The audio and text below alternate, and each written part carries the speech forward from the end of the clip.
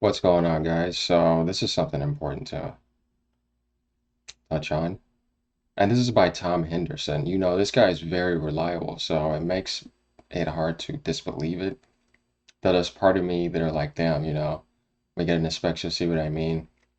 But right here, we see the PS5 Pro spec leaks are real, and it is coming out this year. I mean, I don't know how many times this has been said. That's been something that we know that's consistent. But going down here, Inside Gaming can confirm that the leak PlayStation 5 Pro specs leaked earlier today are real, and the PlayStation 5 is still tentatively targeting a 2024 release. Speaking with sources who wish to remain anonymous because they were not authorized to talk about the company plans, we can confirm that the leaked documentation from the YouTube channel Moore's Law is Dead is real, despite the criticism of the leaker and the leaked specs. Inside Gaming can confirm that the documentation leaked is from a PlayStation developer portal to send out this week to a wider brand of third-party developers. So that's getting the dev kits out ahead of time. Now, what's interesting though is that the information that we got earlier was nowhere near this scale. We were talking about like what 15, 16 teraflops maybe.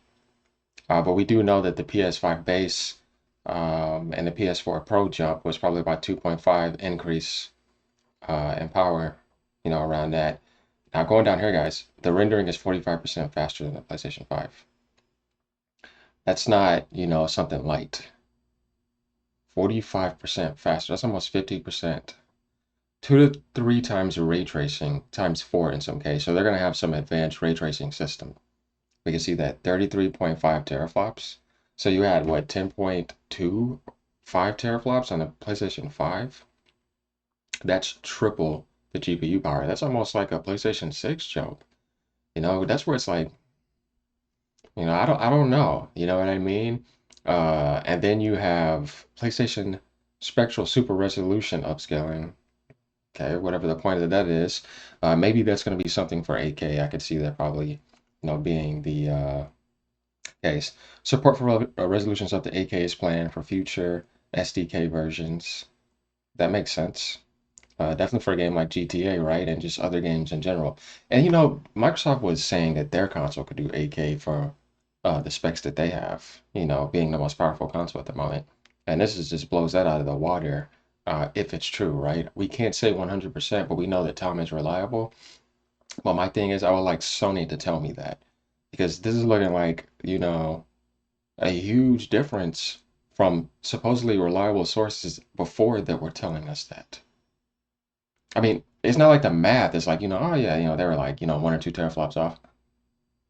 You're like 50% difference now, you know what I mean? So it's like, I'd really like for Sony to tell me something now. Custom machine learning architecture. We knew that they were going to do machine learning AI architecture. That was already inside of the other documents. Microsoft has that already for their Series X. So machine learning is definitely going to be a thing you're going to see happening a lot more. It just helps out a lot when you have the AI to save yourself, all that development time. And it's just good in general. It assists a lot in a lot of things. AI accelerator. Once again, this is just, we know about the AI stuff, guys. It's just going to keep on getting progressively stronger and stronger. So that makes sense. Supporting 300 tops of 8-bit computing.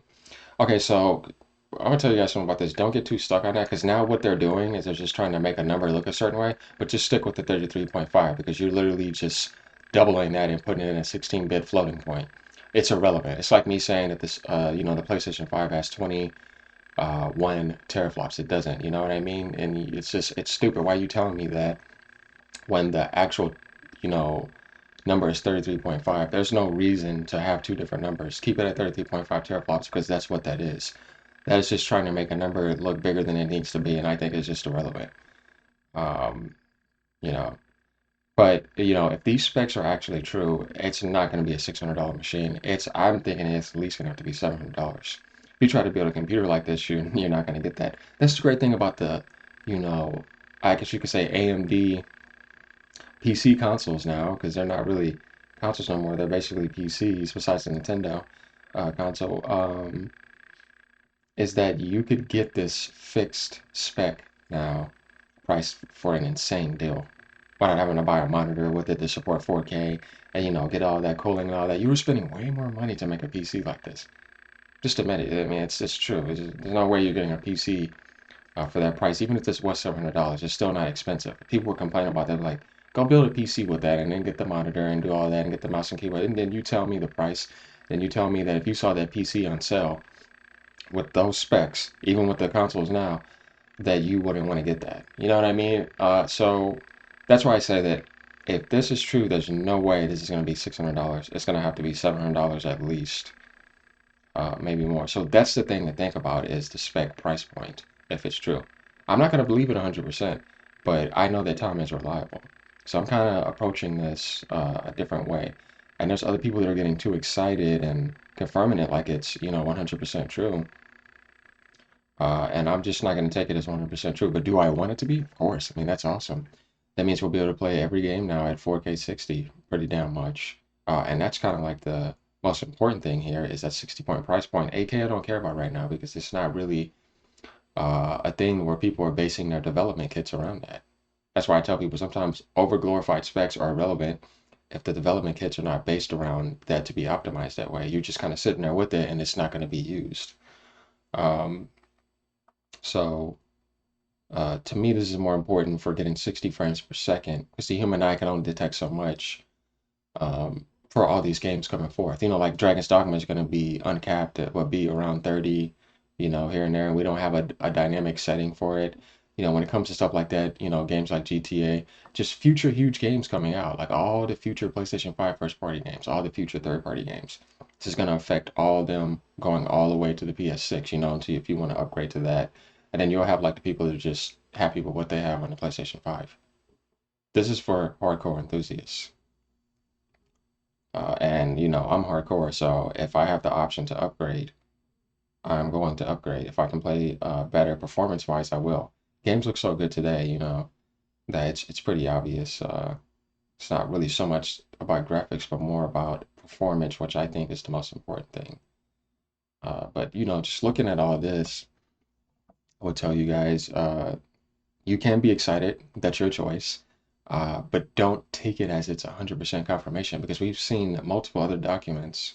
Though, like I said, Tom is a reliable source, but he's not the one that, is saying it's 100% true, but, he's,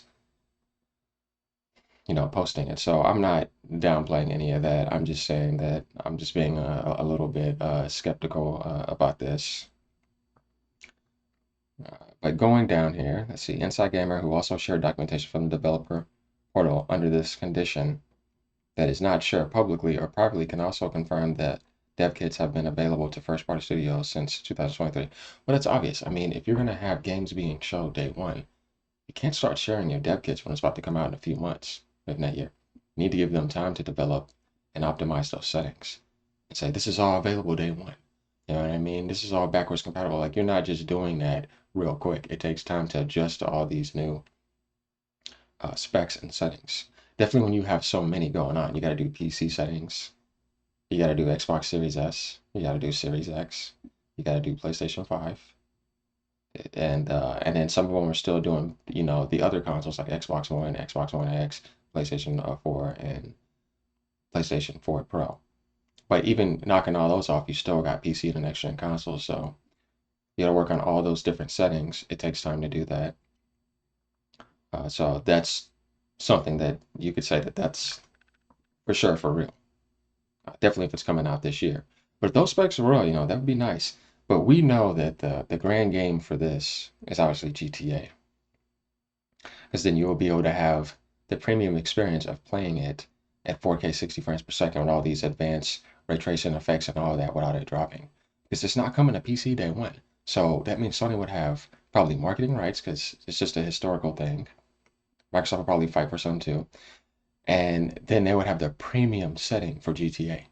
And that would make people want to buy this as well. Definitely like PC hardcore enthusiasts who want those overglorified specs. If you're going to show them something like this and they can't play GTA, definitely the role players too, but I don't know if that's going to be a thing available day one. Yeah, they're just going to want to get this and play it because it's about the software at the end of the day. And this is just a good deal to have. I tell people all the time, even if you spend $700 on a console, how much do people spend on a phone every year, even if they want to get a new phone every year? What about microtransactions? What about people who buy games every week? So I don't think the device is really that expensive compared to all these other aspects that we spend a lot of money on. Let me just think about it, guys. So, but the only thing that I don't like here, if these documents are supposed to be true, and guys, think about this. Where's the CPU specs at? How did you get the leak, but the CPU specs are missing here? Because you can't have all that power without the right amount of speed. Where's the memory at? That'd be nice to have, right? Because we need the processor and memory. And the other one we got that, but you see up here with the Trinity will have 30 WGP and 1800 MTS memory. That's probably GDDR6, or could we have GDDR7 around the corner? I don't know if that's available yet, but yeah, we're just not getting any CPU specs there, and I think that's very important. I want to know, what we're using. But this is kind of what I wanted to cover, guys, and talk about. If you have any other questions or you want to comment, go ahead. I'll be doing more videos like this. Like, subscribe, guys. This will help me out a lot. I just started this channel a month ago, but I know about all this stuff. I've been gaming since, the 90s, so I'm very, nerdy about all this stuff, and I understand how all this stuff works. Build my own PC, all that type of stuff. Play all the consoles, uh, have all the intel coming from Japan, Europe, and over here, and in America as well. So I'll be doing a lot of this, and you'll be seeing me a lot more. If this helped, I would appreciate that sub button. I hope you guys have a good night, good morning, or whatever time it is, wherever you're at around the world. And yeah, peace out, guys.